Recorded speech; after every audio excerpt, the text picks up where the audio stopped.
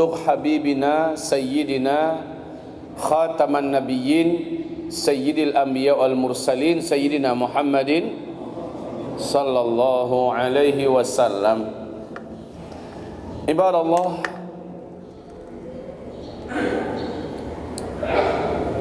Nabi Muhammad sallallahu alaihi wasallam menyampaikan, saya diutus adalah pertanda akhir zaman dimulai. Maka beliau adalah nabi akhir zaman. Tak ada lagi nabi setelah beliau. Kalau hamba Allah Al-Faqir ini, Zulkifli Muhammad Ali, dikatakan Ustaz akhir zaman, maka sebenarnya seluruh da'i, ulama-ulama, kiai-kiai kita yang lain juga adalah ustaz-ustaz akhir zaman. Karena Nabi saja berkata, saya adalah Nabi akhir zaman. Maka bapak-bapak, ibu-ibu semua adalah umat akhir zaman. Permasalahan yang ingin kita angkat di pembicaraan kita perdana di masjid yang Masya Allah barakah ini adalah petaka yang akan dihadapi oleh umat akhir zaman. Hadirin yang saya muliakan, InsyaAllah kita akan mengandalkan papan tulis untuk memudahkan Bapak Ibu membaca peta kehidupan kita di akhir zaman ini dan apa-apa yang beberapa waktu ke depan akan sama-sama kita hadapi. Dan semoga Bapak Ibu kita semua lulus menjalaninya. Amin. Hadirin yang saya cintai, Nabi sallallahu alaihi wasallam menyebutkan bahwa bencana terbesar yang akan dihadapi, petaka terberat yang akan dijalani oleh seluruh umat akhir zaman ini bukanlah kehancuran langit, bukanlah tenggelamnya bumi, bukanlah munculnya Ya'juj dan Ma'juj, bukanlah terjadinya hantaman meteor dari ruang angkasa yang menyebabkan seluruh bumi gelap gulita, bukanlah musnahnya seluruh teknologi sehingga manusia kembali ke zaman purbakala. Bukan. Karena itu semua hanya merusak tatanan kehidupan secara material di kehidupan dunia ini, dan itu nggak ada ngaruhnya untuk kehidupan abadi kita di akhirat. Selama kita mampu mempertahankan eksistensi iman di dalam hati, di dalam dada, maka semuanya insya Allah tidaklah membahayakan. Yang membahayakan adalah apa yang nanti akan mengancam nasib kita di kehidupan abadi kita. Ini yang membahayakan di akhir zaman, yaitu raibnya, hilangnya eksistensi akidah dan iman di akhir zaman. Mari kita memperhatikan papan tulis kita. Bila kita ingin merekam, silakan merekam. Bila kita ingin fokus, itu sangat baik. Bila ada yang ingin menulis, ini yang paling utama, paling afdal. Bila yang jauh-jauh terasa agak kelihatan kurang nampak, merapat saja, karena memang tujuan kita ke sini ngaji, nambah iman. Jadi kalau dari jauh-jauh hanya dengar, khawatir setengah dapat didengar, setengah tidak kedengaran. Ya, Bismillah, bisa agak sedikit kemari. Boleh Bapak untuk merapat lagi sedikit biar bisa melihat whiteboardnya. Ya, stop.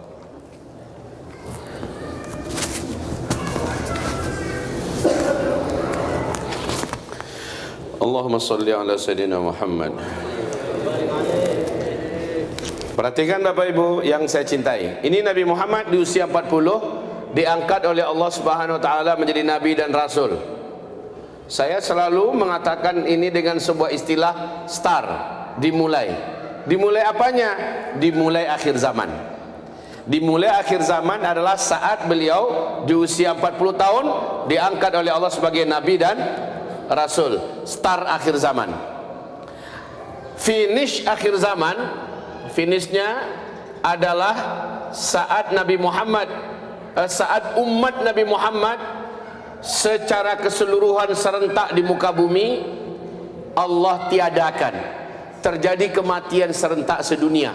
Seluruh orang Islam, seluruh umat Nabi Muhammad yang ada iman di dalam dadanya serentak Allah wafatkan. Ini finish, berakhir sudah.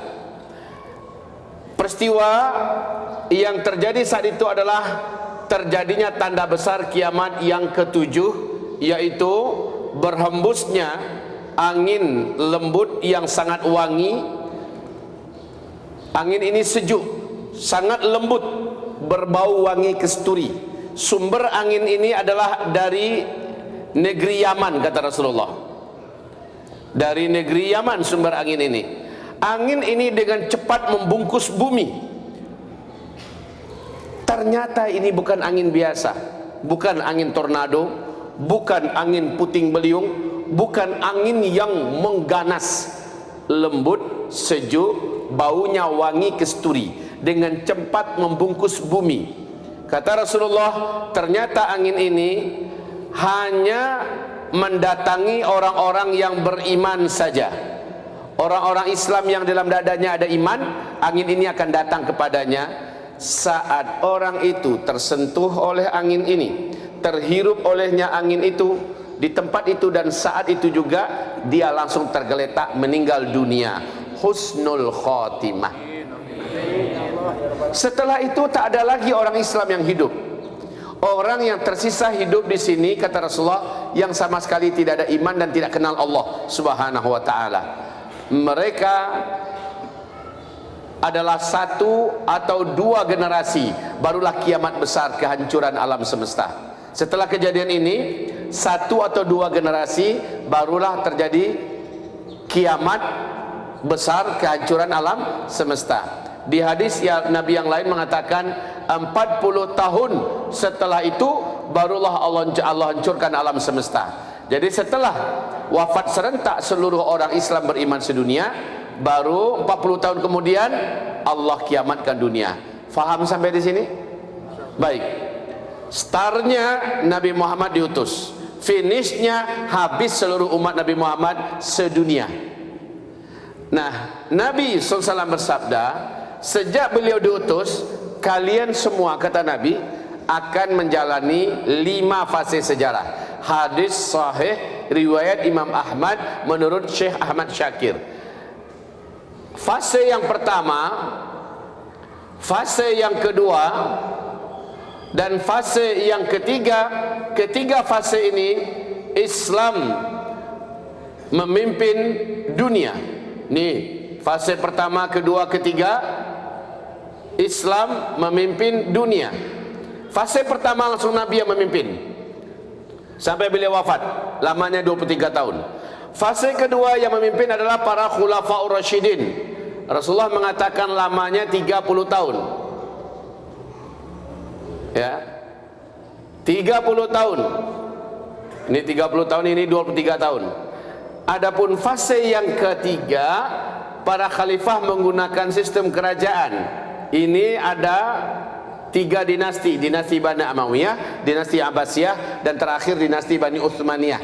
Fase ini telah berakhir dengan runtuhnya Khilafah Islamiyah Al-Utsmaniyah di Turki pada tanggal 3 Maret tahun 1924.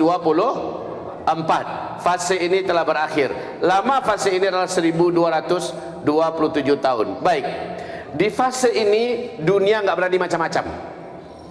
Akidah Islam terjaga, kaum muslimin aman, iman benar-benar dirawat dan dilindungi oleh kekuasaan yang mengglobal. Pada masa ini tidak terancam eksistensi keimanan kita, dan tidak ada yang hebat-hebat muncul dalam artian Dajjal, Ya'juj Ma'juj, Nabi Isa turun, hantaman meteor, nggak ada terjadi. Ini adalah masa di mana umat Islam dalam keadaan aman, terjaga agamanya, terjaga imannya. Masuk setelah runtuhnya khilafah Islam yang Al-Utsmani di Turki. Sejak itu, kita zoom ya, kita perbesar. Sejak itu umat Islam mengalami bencana yang terburuk. Ini adalah fase keempat, di mana bumi tidak dikuasai oleh Islam. Khilafah Islamiyah sudah tidak ada. Pada masa ini adalah fase kediktatoran, kata Rasulullah sallallahu alaihi wasallam. Pada fase ini ujian iman terberat ada di masa ini, di masa kita sekarang. Dan di penghujung fase keempat akan terjadi 4 tanda besar kiamat yang mengerikan. 1, 2, 3 dan 4. Tanda besar kiamat yang pertama, dukhon, bumi gelap gulita selama 40 hari 40 malam. 2 tahun setelah itu lebih sedikit muncullah Dajjal. Na'udzubillah. Setelah itu turunlah Nabi Isa alaihissalam, dan setelah itu lepas keluarlah Ya'juj dan Ma'juj. Na'udzubillah. Baik Bapak Ibu yang kami muliakan, di penghujung fase keempat terjadinya dukhon, tidak membahayakan akhirat kita. Turunnya Nabi Isa malah menolong akhirat kita. Munculnya Ya'juj Ma'juj juga tidak membahayakan akhirat kita. Tapi kemunculan Dajjal, inilah fitnah dan petaka sesungguhnya. Sehingga seluruh para nabi dan rasul, setiap kali mereka muncul diutus oleh Allah ke muka bumi, pasti tiap-tiap mereka memperingatkan umatnya masing-masing, hati-hati hai umatku Dajjal, hati-hati hai umatku Dajjal. Tidak seorang nabi pun melainkan memperingatkan umat mereka masing-masing tentang bahayanya Dajjal. Dan Nabi Muhammad adalah satu-satunya nabi yang paling rinci menguraikan tentang Dajjal itu. Dan Nabi Muhammad juga menyebutkan cara-cara mengantisipasi bagaimana cara agar umat ini selamat dari Dajjal. Kita tidak membahas Dajjal malam ini, nggak cukup waktu. Kita membahas menjelang Dajjal muncul, karena Dajjal belum muncul sekarang. Yang kita bahas adalah kekinian kita saat ini, di mana kita sedang berada dalam bungkusan makar Dajjal. Dajjalnya belum keluar, tapi kaki tangannya sudah mencengkram dan menggurita di seluruh dunia. Makar mereka yang bisa menggerogoti iman benar-benar saat ini tidak dapat dibendung, sulit bisa diketahui kecuali oleh orang-orang beriman yang hak, oleh orang-orang muslim yang hebat Islamnya, baru bisa merasakan bahaya makar Dajjal. Awas kaum muslimin, insya Allah fase keempat pasti berakhir. Nanti penutup kita semua akan sampai pada fase di mana dunia bagaikan, seolah-olah bagaikan dalam bayang-bayang surga. Nyaman hidup di sini, indah hidup di sini. Allah umumkan dalam Al-Quran di surat An-Nur ayat yang ke-55 bahwa fase ini dunia kembali dipimpin oleh khilafah Islamiyah. Ini keniscayaan pasti. Walaupun heboh beberapa orang tertentu, oknum tertentu di media massa, di televisi benci dengan khilafah, silakan benci.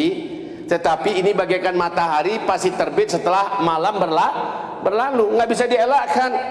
Allah janjikan dalam Al-Quran, Nabi menyebutkan dalam hadis, dan dunia ketika itu di puncak aman, tak ada perang, tidak ada penyakit, tidak ada kejahatan, tidak ada orang miskin, tidak ada kelaparan, tidak ada pembantaian, pembunuhan, tidak ada bencana, tidak ada kejahatan apapun, tak ada.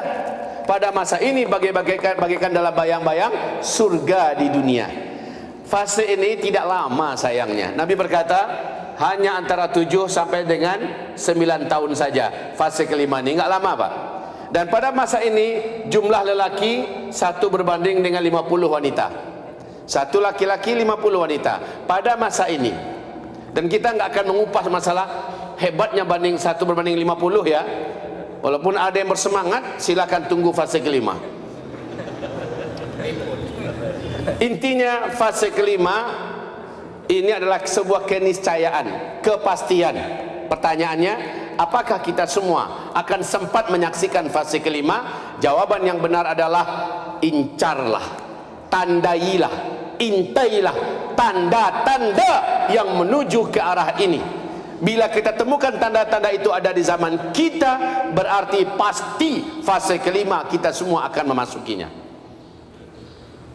Kalau menurut negara-negara kuat dunia, saat pertemuan mereka di bulan Februari 2012 di New York, 15 negara yang memiliki intelijen terbaik dan terkuat seluruh dunia membicarakan siapa pemimpin dunia di atas tahun 2020 nanti. Mayoritas mereka sepakat mengatakan, setelah mereka membedah tentang kemungkinan Amerika melanjutkan kepemimpinan dunia, pada akhirnya mentah, tidak, Amerika tak akan sanggup lagi. Yang kedua, Cina, pada akhirnya tidak, Cina tidak bisa. Lalu yang ketiga, kaum elit global ini akan memimpin dunia. Para mafia-mafia dan gangster-gangster internasional ini akan memimpin. Pada akhirnya mentah. Pembicaraan terakhir mengerucut pada khilafah Islamiyah. Mayoritas lebih daripada 87% sepakat mengatakan pemimpin dunia nanti di atas tahun 2020-an adalah kembali kepada khilafah Islamiyah. Ini yang bicara orang kafir, Pak. Orang yang memiliki keahlian, kepakaran dalam masalah politik dan intelijen dunia. Mereka yang menyatakan itu. Kita tidak bicara ini, kita bicara tentang petaka sebelum ini. Hadirin yang saya muliakan, pada fase pertama, kedua dan ketiga, Islam yang memimpin dunia. Tapi belum total ya. Baru 2/3 dunia dikuasai oleh Islam. Tapi di fase kelima, Islam memimpin dunia 100%. Tidak ada satupun, tidak ada sejengkal bumi pun kecuali Islam akan memimpin di sana, termasuk Indonesia. Pusatnya nanti adalah Baitul Maqdis, Palestina.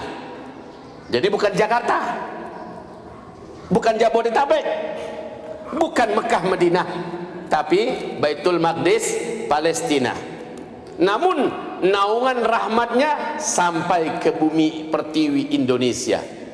Baik hadirin yang saya muliakan, 1, 2, 3 dan 5 Islam berkuasa. Di fase yang 4 ini tidak ada yang berani macam-macam untuk menggerogoti akidah umat Nabi Muhammad. Tak ada yang berani, karena Islam punya power, Islam punya kekuasaan dan kekuatan untuk menjaga dan melindungi. Tidak gampang aliran-aliran sesat bisa muncul, pasti disikat. Apapun yang membahayakan akidah dan membahayakan kehidupan manusia pasti akan diberangus sampai ke akar-akarnya oleh pemerintahan khilafah Islamiyah yang mendunia. Fase ke pertama, kedua, ketiga, 5 aman. Umat ini aman.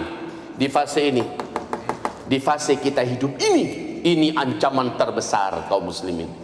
Saya berhak mengatakan dan kita semua harus mengetahui, bahkan sampai ke tingkat wajib meyakini, petaka sesungguhnya ada di sini, ada di fase keempat, dan kita sedang hidup di fase itu. Hadirin, saat Islam sedang tidak memimpin, yang memimpin di sini adalah setan. Di fase keempat ini yang memimpin adalah setan. Setan itu ada 2. Dalam surat Al-An'am, wa kadzalika ja'alna linabiyyin aduwwan syayatinal insi wal jin. Musuh-musuh kebenaran ini adalah dari kalangan setan manusia dan setan jin. Setan itu ada 2. Setan manusia, setan jin. Oke? Baik Bapak Ibu, jadi yang berkuasa di sini adalah setan. Setan manusia dan setan jin. Mereka anti kepada Islam, mereka anti kepada syariat Islam, mereka anti kepada dakwah kebenaran. Kaum muslimin di fase keempat ini ditindas, dilindas, dilalimi, dizalimi, diperlakukan secara tidak manusiawi. Banyak negara-negara umat Islam itu dibantai, dihabisi, dibakar hidup-hidup, tanahnya dirampok, kekayaannya dieksploitasi dan sebagainya. Terjadi di fase keempat. Terjadi di fase keempat. Maaf kaum muslimin, kalau masih hanya sekedar fisik, kita bisa pasrah lah. karena nggak bisa memberikan perlawanan juga secara fisik ya.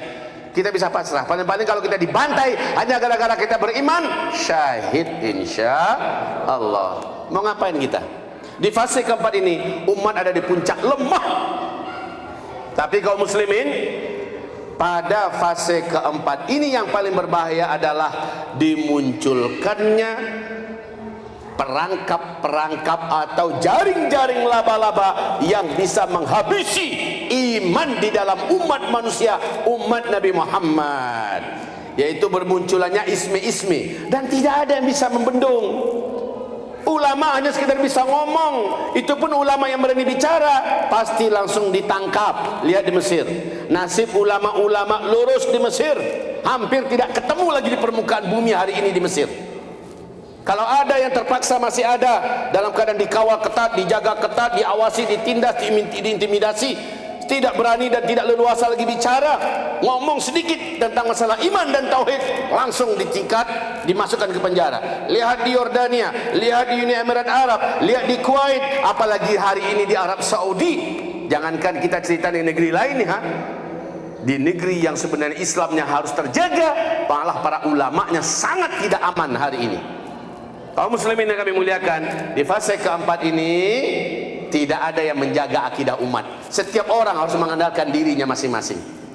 Setiap orang harus mengandalkan dirinya masing-masing sampai ke tingkat puncaknya Dajjal keluar. Kata Nabi, ketika Dajjal keluar, kalau saya saat itu hidup, saya yang akan menghadapinya. Saya yang akan membela kalian semua menghadapi Dajjal ketika Dajjal muncul. Tapi manakala Dajjal nanti muncul, sementara saya sudah tidak hidup, saya sudah tidak ada, setiap kalian harus menjaga dirinya masing-masing, jaga keluarganya masing-masing. Qu anfusakum wa ahlikum. Saat Dajjal keluar, hadirin, Rasulullah bersabda, 2/3 penduduk bumi sujud menyembah Dajjal.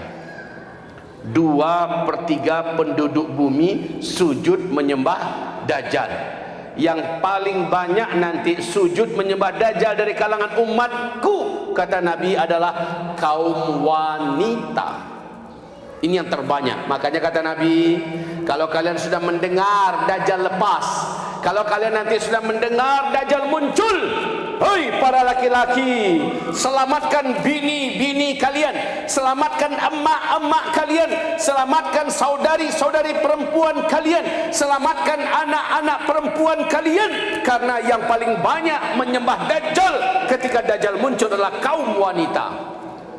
Kaum muslimin yang kami muliakan, Dajjal yang pasti hari ini belum lagi muncul, tetapi ingat, kerjaannya yang bisa memurtadkan manusia daripada Allah Subhanahu wa taala sudah ada di kampus-kampus, sudah ada universitas-universitas, sudah ada di organisasi-organisasi, sudah ada di lembaga-lembaga sosial, sudah ada di rumah sakit, sudah ada di instansi-instansi pemerintahan, sudah masuk di media-media publik, sudah ditayangkan di televisi, menggunakan internet, sudah ada di dunia bisnis, sudah ada di dunia seni, musik, apa saja yang sekarang ini sedang menyelimuti umat manusia di fase modern ini. Kaki tangan Dajjal telah menancapkan apa saja yang bisa menghirup, menghisap iman dan akidah generasi kita. Kaum muslimin yang saya cintai, perhatikan apa yang muncul pada fase ini. Di fase di mana kita sewajibnya harus waspada, kaum muslimin. Inilah petaka yang sesungguhnya di akhir zaman menjelang Dajjal muncul. Bermunculan berbagai macam ajaran, ideologi, aliran, model pemikiran yang seluruhnya bisa memurtadkan umat ini daripada agama Allah Subhanahu wa taala. Yang pertama adalah munculnya atau dimunculkannya paham liberalisme. Yang kedua, dimunculkan paham sekularisme. Yang ketiga, dimunculkannya paham pluralisme. Awas, yang tiga ini atas nama hak azazi manusia. Ini dilindungi betul ini. Ini masih banyak ya ke bawah, saya akan sebutkan nanti. Liberalisme, pemahaman yang melindungi pilihan apa saja yang akan diambil, yang akan dilakukan oleh manusia, itu atas nama hak azazi manusia dilindungi. Laki-laki pengen kawin dengan laki-laki, itu hak azazi dia, dilindungi atas nama HAM. Ibu dengan anak ingin berzina, atas nama HAM, selama nggak ada pemerkosaan, selama tidak ada kekerasan, dilindungi. Manusia mau melakukan kejahatan apa saja, atas nama HAM, dilindungi haknya. Inilah liberalisme, ya. Arab Saudi sejak 2017 sudah masuk ke dalam perangkap raksasa ini, Pak. Di mana sekarang di Arab Saudi yang mau pakai jilbab pakailah, yang tidak pakai jilbab nggak apa-apa, nggak ada lagi polisi syariat. Tidak akan dikejar-kejar lagi orang yang masuk hotel berdua-duaan, tidak ada buku nikah, nggak akan diapa-apakan. Silakan mau berzina, mau ngapain ente, mau homoseksual, bahkan di Mekah ketangkap oleh warga masyarakat. Orang yang melakukan pernikahan sejenis diserahkan ke polisi, malah dilepaskan lagi. Parah ini hari, Pak. Ya, liberalisme. Dan ini udah lama, Pak, di luar negeri Arab udah lama. Di Indonesia juga atas nama HAM. Maka siapapun berhak melakukan apa saja selama suka sama suka. Kalau ada yang setuju dengan prinsip ini, hilang langsung la ilaha illallahnya, batal langsung imannya, kafir dia, walaupun dia masih ber-KTP kan muslim, sementara dia setuju. Dia setuju dengan prinsip-prinsip liberal ini. Ma'adzanallah. Sekularisme. Siapa yang tidak dengar bahasa-bahasa berikut? Seolah benar, Pak, padahal itu racun. Apa bahasanya? Jangan bawa-bawa agama ke urusan dunia. Dunia ini kotor, menjijikkan. Agama ini bersih, suci. Jadi jangan campur-campurkan dunia dengan agama. Kedengarannya bagus tidak? Kedengarannya betul apa tidak? Awas, ini dia racunnya. Racun bermerek madu. Bapak, Ibu yang saya cintai, kalau ada ulama bicara politik di masjid, langsung kata orang-orang yang menyebarkan paham sekularisme ini, apa kata orang-orang itu? Hei ulama, jangan bawa-bawa dunia ke masjid. Hei ulama, jangan bawa politik ke masjid. Ini bahaya loh, Pak, ya. Akhirnya umat menyangka memang benar, nggak boleh bawa urusan politik ke masjid. Ulama nggak boleh bicara politik. Harus dipisahkan antara umat, antara Islam dengan politik. Bahaya ini, Pak. Kenapa demikian? Nabi Muhammad waktu di fase pertama buat istana tidak? Jawab, Pak. Buat istana tidak Nabi Muhammad? Tidak. Yang ada hanya masjid. Setelah Nabi Muhammad meninggal, pelanjutnya siapa? Abu Bakar As-Siddiq. Abu Bakar As-Siddiq membuat istana tidak? Tidak, masih masjid. Semuanya diurus di masjid. Masalah politik, pemerintahan, masalah hukum, masalah pernikahan, masalah ekonomi, masalah apa saja di masjid semuanya didiskusikan. Di masjid semuanya dibicarakan. Di masjid semuanya diputuskan, ya. Lalu Abu Bakar meninggal, diganti oleh Umar. Umar bin Khattab sampai beliau wafat, sampai beliau menaklukkan 2/3 dunia. Apakah Umar di masa Umar bin Khattab berdiri di sebuah istana atau tidak? Tidak, masih masjid.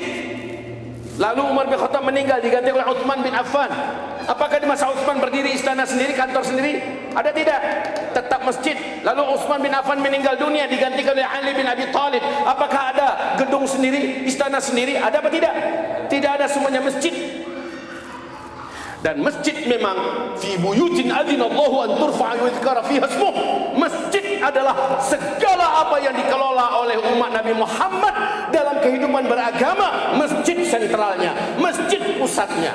Nah, dengan ini ketika dikembalikan kehidupan manusia kepada agama, maka pusatnya masjid. Masjid tempat membicarakan ekonomi umat, masjid membicarakan untuk kesehatan umat, masjid membicarakan pendidikan umat, masjid membicarakan masalah politik umat. Jangan sampai kita terhasut oleh paham sekuler yang membatalkan syahadat. Islam ini Allah perintahkan total. Jangankan masalah-masalah besar begitu, Pak. Masalah kuku saja dibahas oleh Islam. Masalah bulu ketiak saja dibahas oleh Islam. Maaf tidak? Betul tidak? Masalah kotoran saja, tinja kita dibahas oleh Islam. Jangankan masalah pemerintah lagi, jangankan masalah politik lagi, masalah yang kecil saja Islam kupas. Apalagi masalah bisnis, apalagi masalah tijarah, Islam totalitas mengajarkannya. Makanya Allah berfirman, ya ayyuhalladzina amanu dukhulu fis silmi kaffah. Hai orang-orang yang telah beriman, geluti, masuki Islam ini secara totalitas. Islamkan cara makan minummu, apa yang engkau makan. Islamkan rumah tanggamu, siapa yang engkau pilih sebagai istri, suami macam apa yang kau pilihkan untuk anak gadismu, bagaimana cara melamar, bagaimana cara membuat pernikahan, bagaimana menjalani malam pertama, bagaimana menentukan, memilih cara-cara yang terbaik untuk menyambut kelahiran anak, bagaimana pendidikan anak, sampai kepada seterusnya ekoran daripada pernikahan tadi, semuanya dikupas oleh Islam. Hai umat Islam, Islamkan cara dagangmu, cara bisnismu seperti apa? Bisnis yang halal, bisnis apa yang haram, bagaimana menjalankan bisnis, masalah utang piutang, masalah gadai menggadai dan sebagainya, masalah apa saja yang terkait dengan muamalah keuangan, bawa Islam ke dalamnya dan putuskan dengan Islam. Itu namanya Islam kafah. Tapi sekularisme tidak. Sekularisme hanya membatasi Islam sebatas ibadah ritual, sholat, puasa, zakat, sedekah, haji, baca Quran, zikir, doa, ziarah kubur, yang arah-arahnya kayak gitulah, itu baru dipakai Islam. Tapi kalau sudah urusan dunia, mulai dipisah. Jangan bawa agama ke sini ya. Demi Allah, Allah sendiri mengumumkan dalam surah Al-Baqarah, afatu'minuna bi ba'dil kitab wa takfuruna bi ba'd, fama jazaa'u may yaf'alu dzalika minkum illa khizyun fil hayatid dunya wa yaumal qiyamah yuradduna ila asyaddil 'adzab. Siapa yang berfikir ada bagian agama yang bisa dipakai dan diterima lalu dia jalankan, lalu siapa yang berprinsip ada bahagian agama yang lain dalam Alkitab yang tidak sesuai lalu dia singkirkan, tidak dipakainya, orang yang bersikap itu diantara kamu akan kami hinakan hidupnya di dunia, akan kami rendahkan dia selama dia hidup di dunia. Ketika dia mati su'ul khotimah, di akhiratnya kami azab dia dengan azab yang maha dahsyat. Inilah prinsip sekularisme, memisahkan antara agama dengan ibadah. Itu ada dua, tuan-tuan. Ada namanya ibadah ritual, ada namanya ibadah aktual. Kalau ibadah ritual enggak banyak habis waktu. Ibadah ritual enggak banyak habis waktu. Sholat, zakat, puasa gitu seberapa sih? Kalau sholat kita habiskan saja Pak, subuh 10 menit, zuhur 10 menit, aksar 10 menit, maghrib 10 menit, isya 10 menit. Berapa baru? 50 menit, tambah sholat sunat, tambah zikir dan doa, anggaplah 1,5 jam. Itu udah paling khusyuk itu. Yang sholatnya mungkin udah kayak gini, Allah. Anggaplah udah begitu dia sholat 1,5 jam. Tambah tahajud, tambah duha. Kalau dia sangat soleh ya, pakai tahajud, pakai duha, 2 jam. Sisa 24 jam, dari dikurang 2 jam, masih sisa 22 jam lagi. Apa saja yang kita geluti dalam hidup dalam 24 jam, sebagai suami, sebagai istri, sebagai ayah, sebagai pedagang, sebagai pegawai, sebagai bos, sebagai apa saja kita, Islam juga mengajarkan dan wajib diamalkan ajaran itu.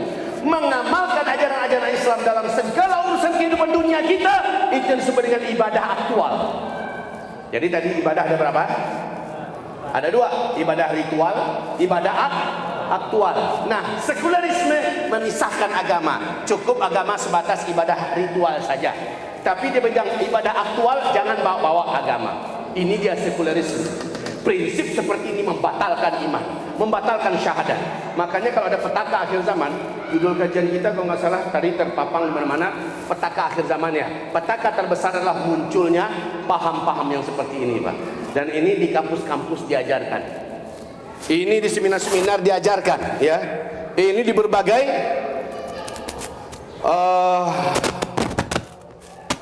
di berbagai acara-acara besar, di televisi, di media, bahkan pemuka-pemuka agama atas nama cendekiawan muslim, profesor, doktor gelarnya, juga keblinger ikut-ikutan menyuarakan prinsip sekularisme.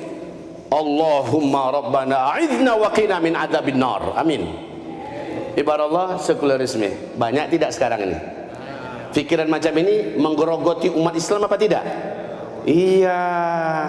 Apalagi para bazar-bazar rupiah itu, mereka yang paling getol menyuarakan prinsip-prinsip sekularisme. Hanya dibayar dengan si bungkus, hanya oleh gaji bulanan yang tidak seberapa, mereka murtadkan sebanyak-banyaknya umat Nabi Muhammad di fase keempat ini. Ini bermunculan di fase ini. Pluralisme, apalagi pluralisme. Pluralisme adalah suatu paham yang melindungi keyakinan, yang mengatakan bahwa jangan mengatakan hanya agama kita saja yang benar. Semua agama adalah benar. Maka setiap orang atas nama HAM boleh memilih menganut agama apa saja. Hari ini Islam, besok pindah Hindu, besok pindah Buddha, besok pindah Kristen, lalu muter lagi ke Islam segala macamnya. Ya sudah, yang mana saja yang dia pilih itu haknya dan benar sudah prinsipnya. Ini ajaran pluralisme.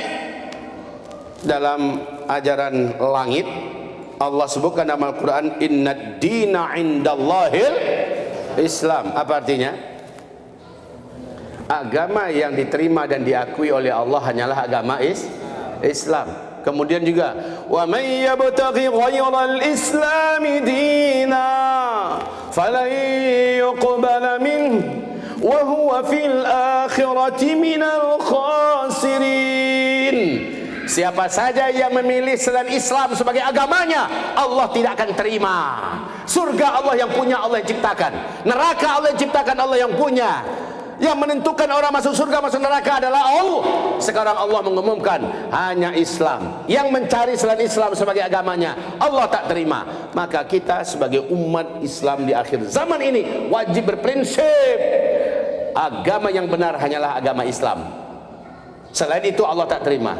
Tapi kita tidak akan mengganggu orang yang beragama agamanya, silakan, kita tak ganggu. Tapi dalam keyakinan kita akan bentengi diri kita untuk tetap yakin selain Islam tak benar, selain Islam tak diterima oleh Allah, selain Islam adalah kafir, selain Islam di akhiratnya adalah di neraka, karena Allah yang umumkan. Kita berhak, namun kita tidak boleh mengganggu agama orang. Kita tidak akan merecokin agama dan keyakinan orang. Kalau kita mendakwahkan boleh, selama kita tidak maksa. Gitu Pak. Ibarat Allah yang kami muliakan, di ajaran pluralisme tidak. Atas nama HAM, siapapun boleh berkeyakinan, bahkan dilarang merasa agamanya saja yang benar. Ini ajaran pluralisme. Siapa yang setuju dengan prinsip ini, dengan ideologi ini, dengan pemikiran yang menyesatkan dan memurtadkan ini, murtad dia memang. Murtad dia. Oke ya? Ini 3 baru. Mau kita lanjutkan yang keempat? Kita lanjutkan kelima, keenam, 7. Mau lanjut? Habis Isya. Karena waktu Isya kita sudah masuk. Kita break dulu sebentar. Habis itu kita sholat Isya sekhusyuk-khusyuknya, minta perlindungan kepada Allah daripada fitnah-fitnah Dajjal ini. Sebelum Dajjalnya muncul, fitnahnya aja udah bahaya ini. Ya, baru habis itu kita doa mendalam, habis itu kita lanjut insyaallah taala. Kita sudah selesai dengan izin Allah Subhanahu wa taala. Bismillah, semoga Allah menerima amal ibadah salat Isya berjamaah kita barusan. Amin ya Allah ya Rabbal Alamin. Kaum muslimin, petaka yang kita hadapi pada akhir zaman ini bukan masalah kelaparan, bukan masalah perang dunia ketiga, bukan hantaman dunia dari ruang angkasa menimbulkan hancurnya teknologi yaitu dukhan, bukan kemunculannya Ya'juj dan Ma'juj. Semuanya itu hanya memindahkan kita dari dunia kepada kehidupan berikutnya. Selama yang dihancurkan bukan iman dan akidah kita, maka selama itu ini biasa-biasa saja. Mau perang dunia ketiga, mau dukhan, mau Ya'juj Ma'juj dan sebagainya. Tetapi kalau yang dihancurkan itu adalah iman, akidah, hidup abadi kita yang terancam dalam neraka jahanam selama-lamanya. Ini yang kita khawatirkan. Tadi kita telah sampaikan beberapa produk kaki tangan Dajjal yang sekarang ini memang terasa betul di fase keempat diberi panggung untuk menampakkan dirinya. Hadirin, sebenarnya terus sebelumnya sudah ada di zaman Nabi sebelum Nabi Muhammad juga sudah ada paham-paham ini, tapi yang benar-benar dikelola, dipublikasikan, disponsori, didukung dengan pendanaan dan media, bahkan didukung oleh negara dan militer di fase keempat ini. Ini yang mengerikan, Pak. Hampir-hampir kampus-kampus seluruh dunia tidak sunyi daripada misi-misi menanamkan paham-paham yang memurtadkan orang daripada agamanya. Ini petaka. Wajar dan sangat pantas bila hari ini kita sangat waspada dengan iman di dada kita dan di dalam dada anak-anak kita.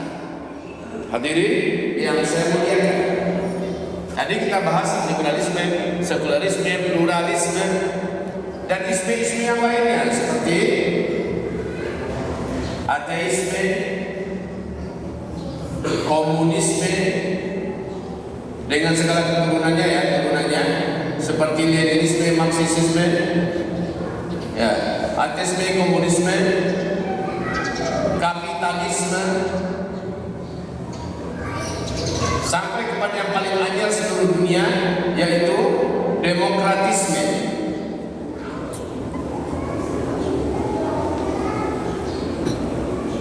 Coba Pak, hampir-hampir orang Islam sedunia masuk dalam perangkap jaring laba-laba global ini. Demokrasi contohnya. Kita anggap demokrasi ini adalah suatu sistem yang sangat bagus. Padahal ini jelas-jelas adalah produk kesyirikan akbar. Masuk dalam syirik at-ta'ah namanya. Kenapa demikian? Dalam prinsip demokrasi, suara rakyat adalah suara Tuhan. Suara yang mayoritas akan bisa mengalahkan suara minoritas.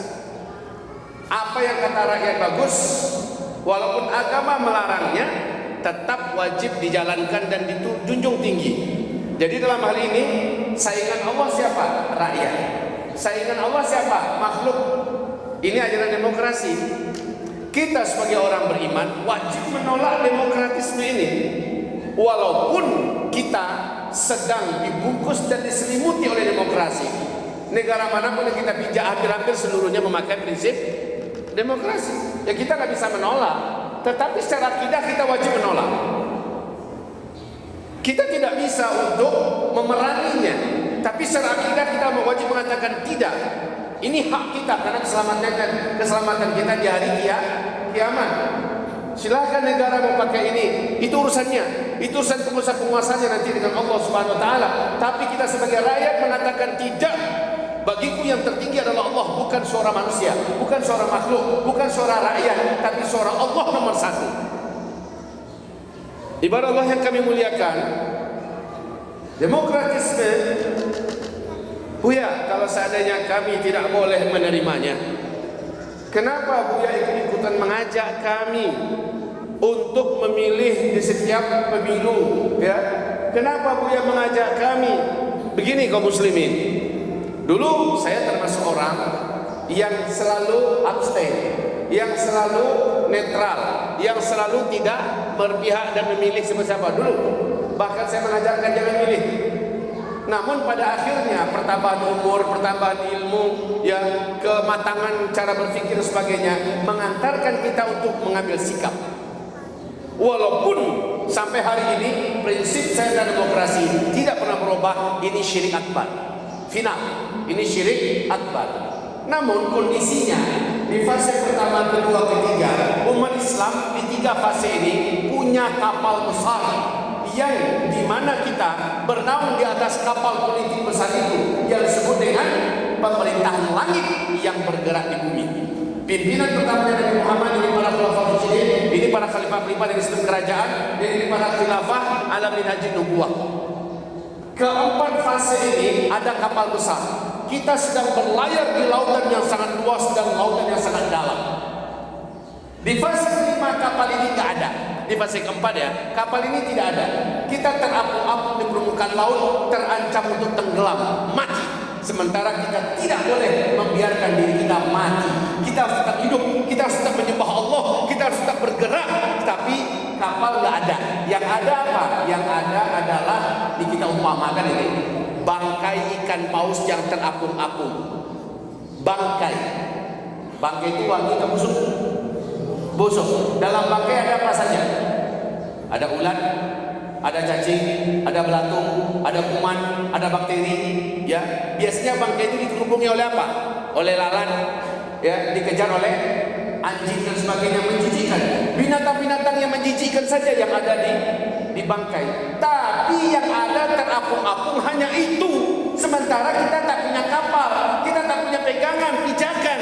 Maka diizinkan saat kondisi begitu, panjatlah, naiklah ke atas bangkai ikan paus yang terapung-apung itu, walaupun bau, walaupun untuk mempertahankan kita tetap hidup, bisa menyembah Allah Subhanahu wa taala, agar Islam tetap hidup, bisa terus menyembah Allah, bisa terus berkiprah dengan semampunya, walaupun di atas bangkai naik dulu. Nanti ketika kapal kita sudah datang, campakkan ini lagi. Setuju tidak? Jangan ditinggalkan politik. Jangan ditinggalkan politik walaupun di atas demokrasi, di atas bangkai, naiki. Ini yang saya pegang hari ini kaum muslimin, sampai Allah anugerahkan kembali, Allah datangkan kembali kapal besar kita yang Allah janjikan dalam surat An-Nur ayat 55 seperti dalam hadis ini. Paham sampai di sini? Tapi dalam secara akidah kita wajib mengatakan no untuk paham syirik akbar ini. Gitu Pak. Kita harus paham ini, hakikatnya harus paham. Jangan sampai kita malah nyaman. Jangan sampai kita malah nyaman. Maaf ini, orang kalau tidak punya prinsip kebersihan, kalau masuk ke WC yang banyak kotorannya, tai, mana-mana semacamnya, karena dia memang udah biasa di tempat kotor, akhirnya dia nyaman di situ. Tidak, kita harus merasa di tempat yang menjijikkan. Kalau nggak bisa dibersihkan, kita harus berjuang mencari tempat yang bersih. Kalau nggak ada sementara kita kebelet, sudahlah. Sementara waktu bertahan dulu, cepat tinggalkan itu ketika kita sudah selesai dengan hajat kita. Maaf ya. Baik, lanjut muslimin. Ini semua paham-paham. Sampai masih ada nih, masih ada rumus ke bawah. Masih ada turunan paham-paham, termasuk paham syirik yang lain bermunculan. Tempat-tempat maksiat, bahkan dosa-dosa dan maksiat benar-benar di make up kaum muslimin, difasilitasi, dimediasi, ya. Pada fase ini benar-benar ujian iman terberat terjadi. Maka pada fase ini tidak ada jalan bagi umat ini kecuali wajib berpegang erat dengan Al-Quran dan As-Sunnah. Kembali kepada Al-Quran dan As-Sunnah. Cuman hati saya sedih, iba hati ini. Kenapa? Orang sudah mulai ingin kembali pada Al-Quran, tapi dari pintu yang tidak tepat. Umat kembali hari ini pada Al-Quran, berlomba-lomba kembali pada Al-Quran, tapi dalam bentuk menghafal Al-Quran. Ini yang saya sedihkan Pak. Bapak nanti di akhirat, anak bapak ditanya nggak oleh Allah, apakah anak kamu hafiz Quran? Allah tanya tidak nanti pada hari kiamat? Tidak tanya. Apakah nanti bapak dituntut oleh Allah, kenapa kamu dunia tidak hafal Quran? Allah tanya nggak bapak nanti? Tidak. Tapi kalau bapak tidak faham dan tidak mengamalkan Al-Quran, kita ditanya Allah tidak? Ditanya Allah, kenapa anakmu tak ngerti Quran? Kenapa anakmu tak paham Al-Quran? Kenapa anakmu tidak mengamalkan Al-Quran? Allah tanya tidak nanti? Pasti Allah tanya tidak? Pasti, tapi Allah tidak tanya kita, kenapa anakmu nggak hafal Quran? Kenapa kamu tak hafal Al-Quran? Namun hari ini orang ke hafal Quran dulu prioritasnya. Di sini saya sedihnya Pak. 16 tahun hamba Allah di depan Bapak ini mengelola pesantren tahfiz Quran. Hasilnya hampir sama dengan seluruh tahfiz Al-Quran yang ada se-Indonesia. Anak-anak yang dulu hafiz-hafiz semuanya sekarang hilang hafalannya. Semua hafalannya hilang. Dia masuk ke kampus, dia masuk ke kuliah ini, kuliah umum semacamnya, hilang semua hafalannya. Padahal bertahun-tahun dia dulu menghafal. Dalam masa dia menghafal, keilmuannya kosong. Tidak terbangun prinsip, tidak ada akidahnya, ibadahnya juga lemah, ya. kebersamaan segala macamnya, semuanya rapuh kaum muslimin karena yang dikejar hafalan. Sementara kalau kita baca dalam sejarah, kenapa Rasul mendidik sahabat itu sukses? Kenapa para sahabat-sahabat yang tidak sekolahan tapi menjadi penakluk timur dan barat? Kenapa sahabat-sahabat jadi hebat-hebat? Dalam sejarah mereka telah mengungguli dunia. Kenapa? Jawabannya karena kata Abdullah bin Mas'ud, kami dengan Al-Quran ini adalah kami ambil 10 ayat, kami pahami sedalam-dalamnya, kami ilmui sebaik-baiknya, lalu setelah kami paham, kami pun berlomba-lomba mengamalkannya.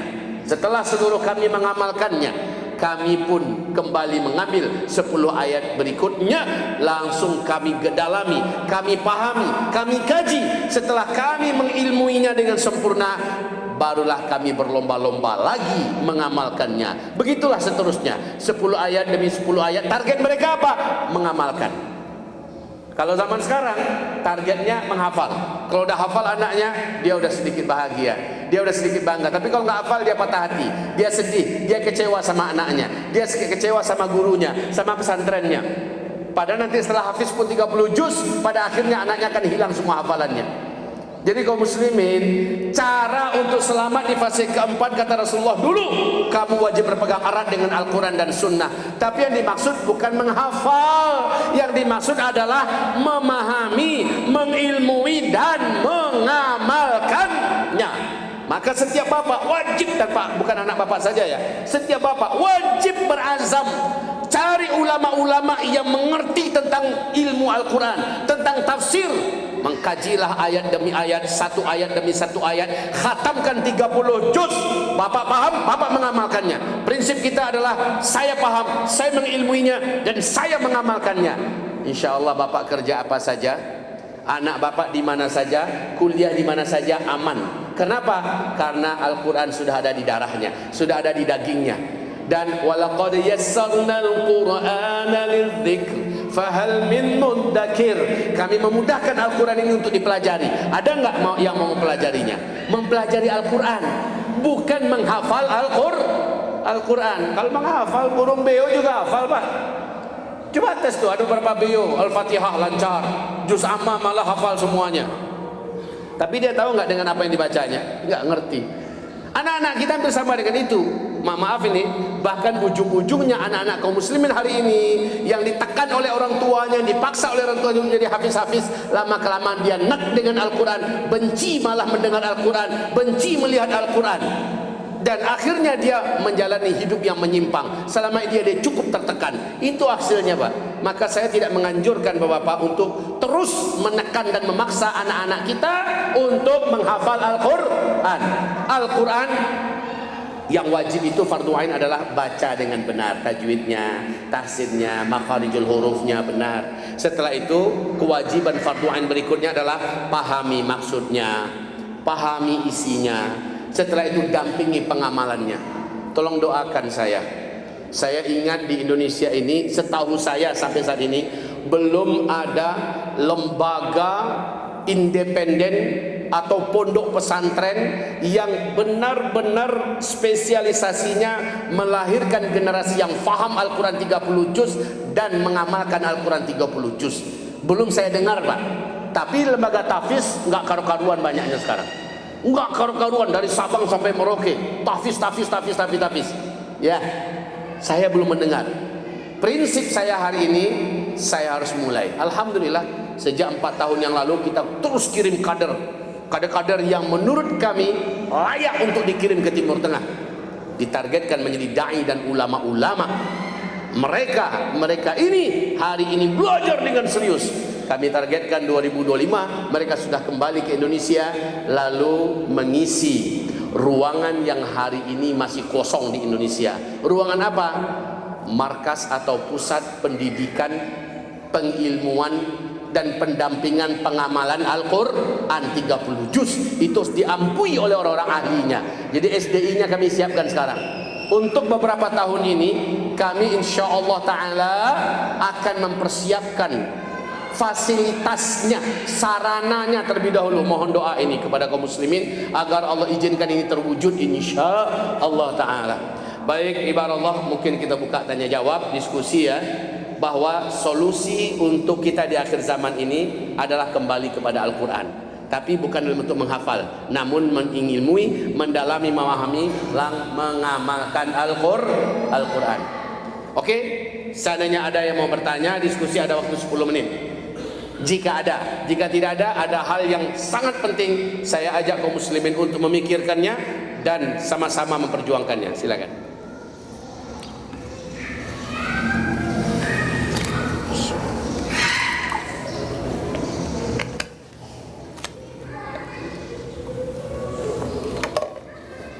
Assalamualaikum.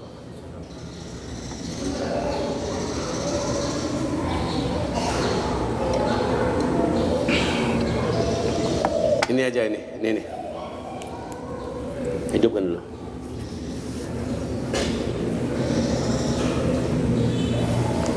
Silakan. Waalaikumsalam warahmatullahi wabarakatuh. Memang berdoa ini Al-Quran supaya dia tahu bahwa makhrajul huruf dan tajwid. Tapi ini ada karena masjid kita ini istilahnya kayak ini masjidnya kebunan, masjidnya kita seperti tamu juga masjid tamu kita rutin di situ. Imam ini bacaannya hanya rapi, apalagi bacaannya tapi kalau kita mau tegur ya pasti tidak enak, ada juga seperti tamu dan kita sering sholat di situ. Bagaimana ini? Mau tegur mata dalam kita itu lagi, tegur dengan orang yang pasti mana? Entar saya bilang soal itu teman bisa baca apa? Dan kita mau maju itu kita bisa juga ya tamu. Bagaimana kira-kira yang gitu? Kalau diajak aja kita mau juga gitu loh. Salam. Wa amruhum syura bainahum. Apa artinya itu? Firman Allah ini ya. Wa amruhum syura bainahum. Dan urusan mereka tentang agama, tentang Islam, tentang dunia, musyawarahkanlah sesama mereka. Kita tamu, tapi kita umat Islam enggak? Iya. Kita tamu, tapi kita hamba Allah enggak? Iya. Masjid milik Allah tidak? Iya. Maka seluruh pengurus masjid itu juga pegawai Allah enggak? Iya. Dan kita sebagai umat, ad-dinu an-nasihah. Agama ini adalah nasihat. Agama ini adalah nasihat. Qalu liman ya Rasulullah? Para sahabat bertanya, kepada siapa nasihat itu ya Rasulullah? Kepada Allah, kepada Rasulnya, kepada a'immatil muslimin, ya, kepada para imam-imam kaum muslimin. Kalau seandainya imam itu bisa dinasihati, Mam, tolong upgrade kemampuan bacaanmu, makharijul hurufmu, tajwidmu, tahsinmu. Kan kita orang tua, Pak. Ambil tangannya, di sudut berdua-dua ngomong, jangan di depan orang ramai. Itu baru menasehati. Atau ajak pengurus, Pak pengurus, saya kadang-kadang mampir di masjid ini. Saya dengarkan bacaan imam memang benar-benar belum memenuhi syarat. Saya berharap pengurus carilah imam yang makharijul hurufnya, tajwidnya, tahsinnya layak untuk di depan jadi imam. Ad-dinu an-nasihat. Agama ini adalah nasihat. Jadi jalurnya musyawarah. Yang kedua, nasihati imamnya supaya dia jangan sampai situ ke situ aja, siapa tahu dia punya masjid. Kan gitu, Pak. Atau yang ketiga, ajak musyawarah DKM-nya. Ya, walaupun kita pendatang, tamu. Itu nasihat saya. Baik. Silakan yang lain.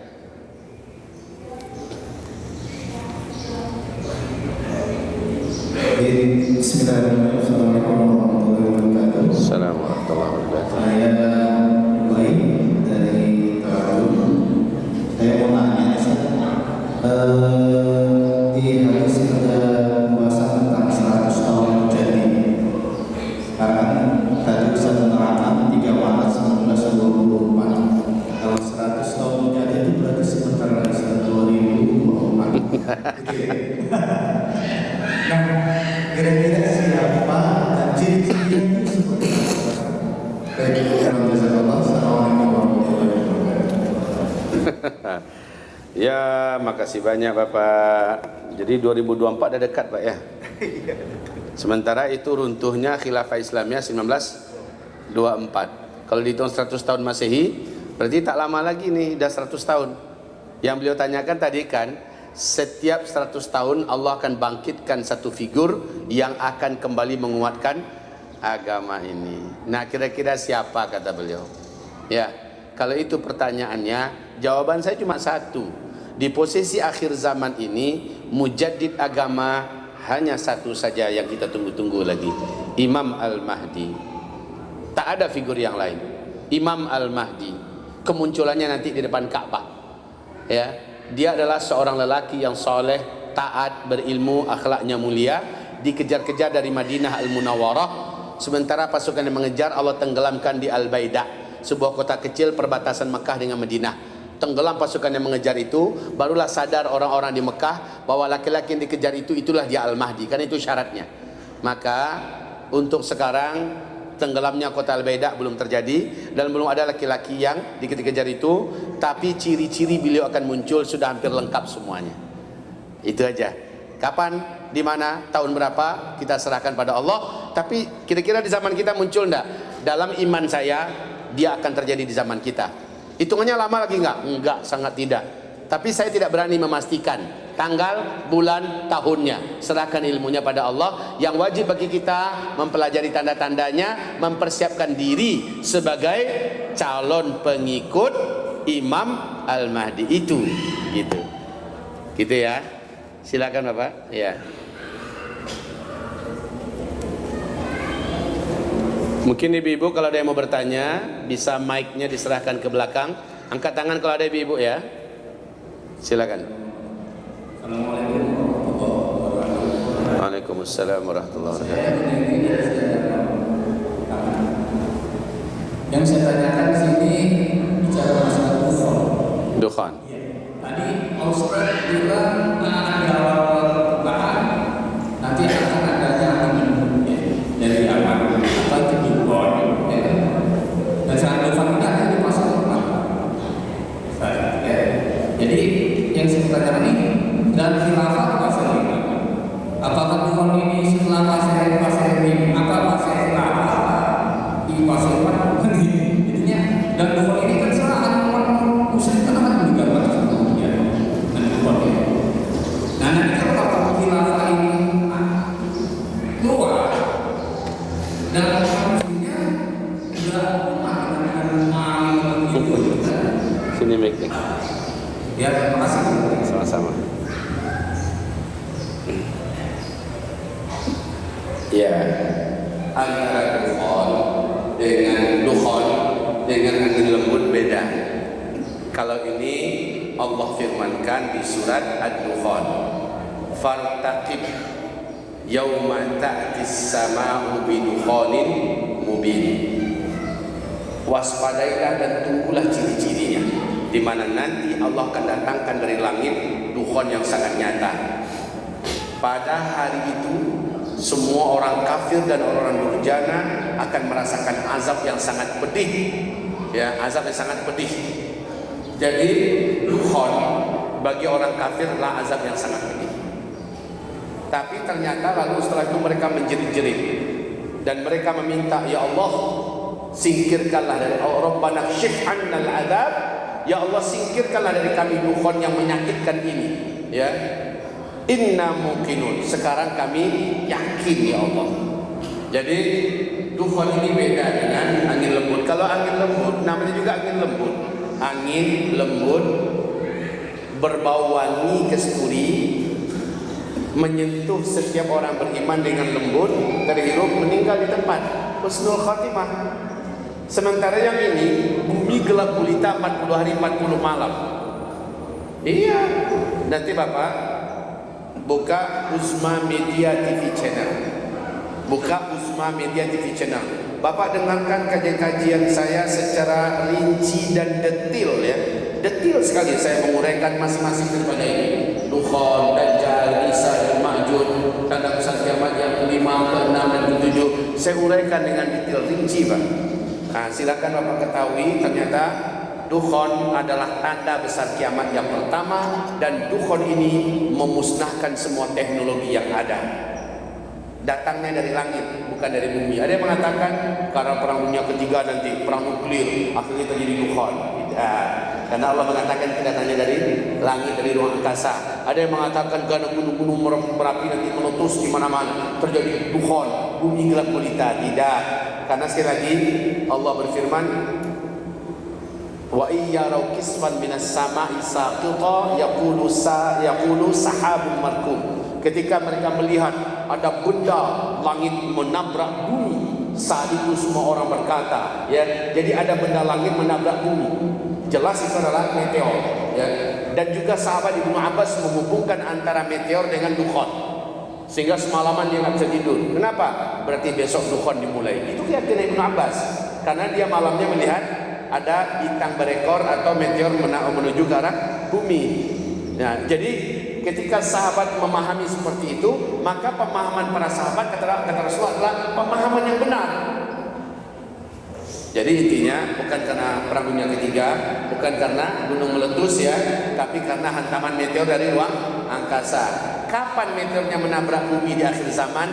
Nabi menyebutkan, kalau kalian, kata Rasul, kalian yang dimaksud Rasulullah itu adalah dalam hadis, saya langsung menembakkannya ke arah Mekah Madinah yang dipimpin oleh kerajaan Arab Saudi hari ini. Kalau kalian pada saat itu sudah menghalalkan musik, mendatangkan wanita-wanita penari dan penyanyi, dan kalau kalian sudah meminum minuman keras, hari ini Arab Saudi sudah apa belum gitu? Sudah apa belum?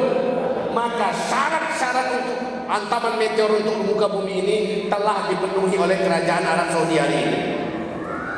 Banyak maksiat-maksiat yang dihalalkan sekarang di Arab Saudi. Maka artinya tak lama lagi kita seharusnya akan menghadapi bencana besar.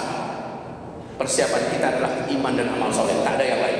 Iman dan amal soleh, iman dan amal soleh. Bukan duit, bukan jabatan.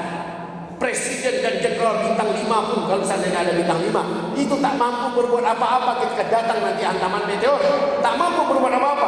Sekarang negara-negara besar, Pak, sekelas Amerika, Perancis, Belanda, dan negara besar sudah membuat bunker-bunker bawah tanah karena mereka sangat yakin tak lama lagi bumi dihantam dan diserang oleh serangan meteor dari ruang angkasa. Yang selamat hanyalah yang masuk dalam perut bumi. Itu keyakinan mereka. Tapi kalau dalam keyakinan kita tidak. Cara selamat adalah kembali kepada Allah Subhanahu wa taala, dalamkan sujudmu, panjangkan doamu, murnikan tauhidmu, banyakkan amal solehmu, stop dosa dan maksiat. Itulah cara yang benar untuk selamat, bukan masuk bunker. Masuk yang benar adalah masuklah dalam perlindungan Allah Subhanahu wa taala. Gitu ya, Pak ya.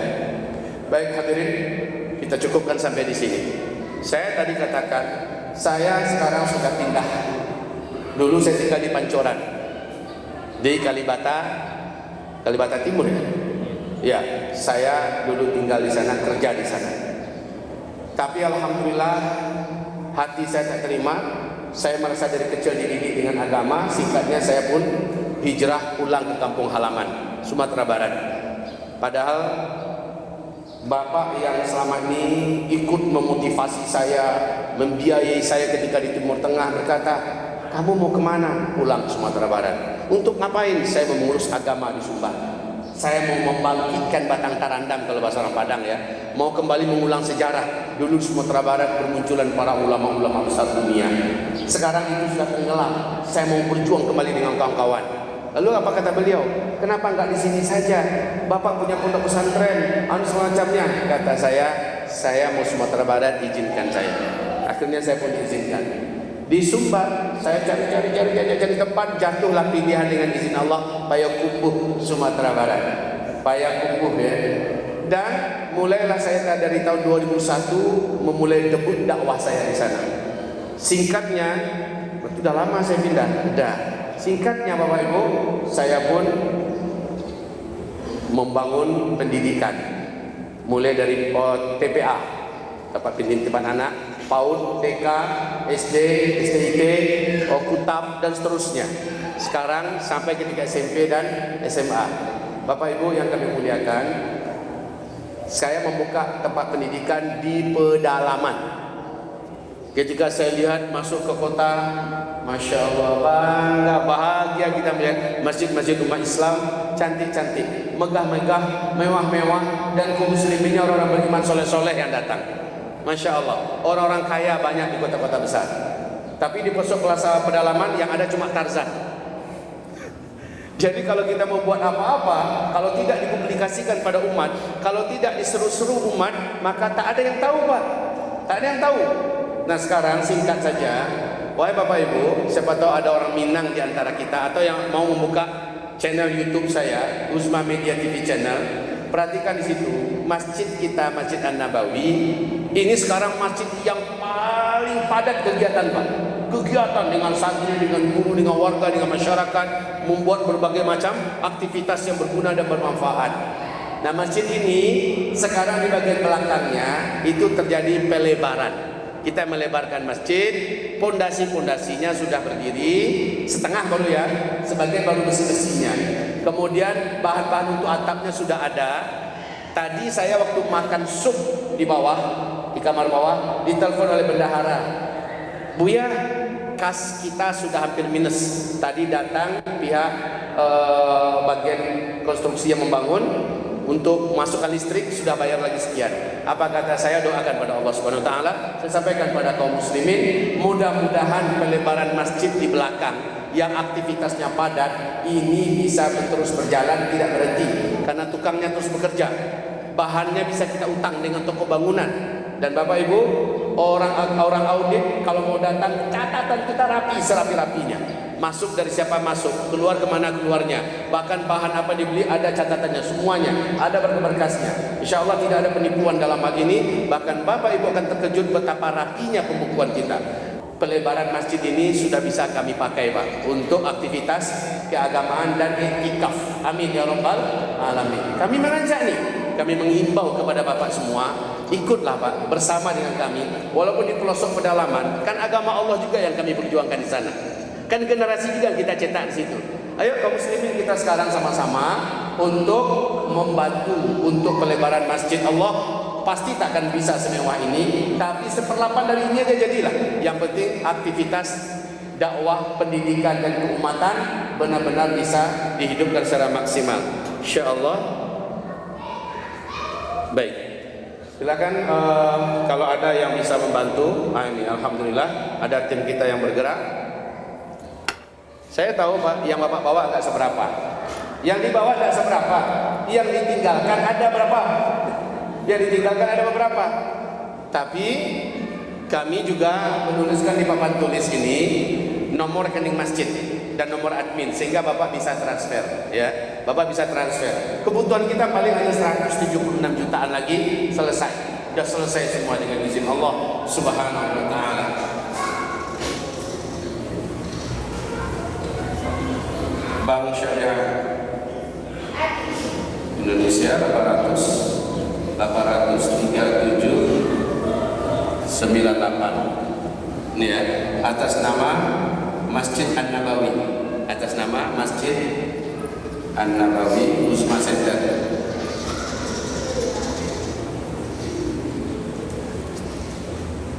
Uzma Center.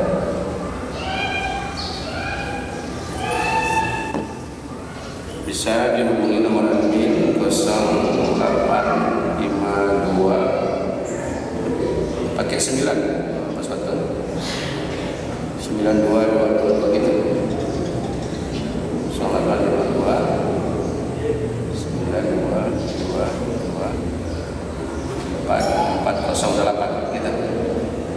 Enggak pakai 9 gue. Enggak.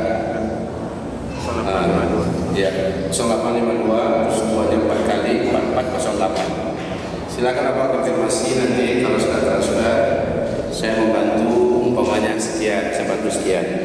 Kita memerlukan sekarang 176 jutaan untuk sampai sempurna.